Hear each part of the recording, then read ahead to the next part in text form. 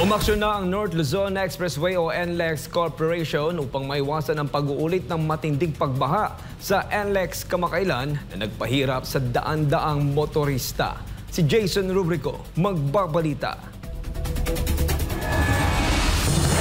Halos hindi na madaanan ang North Luzon Expressway nitong mga nakaraang araw dahil sa matinding pagbaha dulot ng walang tigil na ulan at sunod-sunod na bagyo. Batay sa monitoring ng Metropolitan Manila Development Authority o MMDA, umaapaw ang mga katabing creek tuwing tag-ulan na siyang nagdudulot ng baha sa NLEX. Kasi nakikita po natin na pag umaapaw yung creek at yung river po dyan, ay bumabaha po sa NLEX, hindi po madaanan. Nakita niyo po yung resulta ng nakaraan. Ang mga tao ay 6 na oras na ipit sa traffic. Ang traffic po ay umabot dito hanggang Balintawa dahil talaga pong standstill.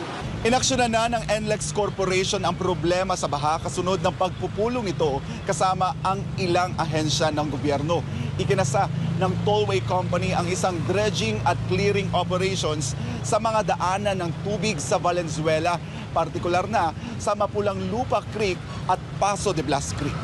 Sandamakmak na basura at burak ang nahakot ng mga tauhan ng NLEX, partikular na sa Mapulang Lupa Creek. Ayon sa NLEX Corporation, patuloy ang kanilang pakikipagtulungan sa mga ahensya ng pamahalaan upang maisakatuparan ang mga sustainable flood control measures na magbibigay benepisyo hindi lamang sa mga motorista kundi pati na rin sa mga komunidad sa paligid ng expressway. Ayon naman kay MMDA Chairman Romando Artes, nakahanda silang tumulong sa operasyon ng NLEX gamit ang ilan sa kanilang bagong kagamitan, lalo't isa ang Valenzuela sa mga lungsod sa Metro Manila na apektado ng matinding pagbaha. Balak po ng MMDA, mayroon naman po tayong mga bagong kagamitan na ginagamit at pwede po tayo mag-spare ng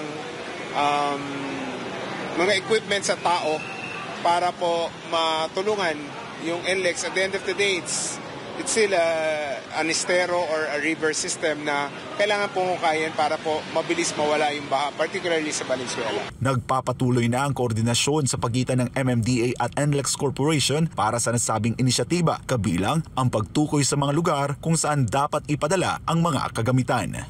Para sa Diyos at sa Pilipinas kung mahal, ako po si Jason Rubrico, SM9 News.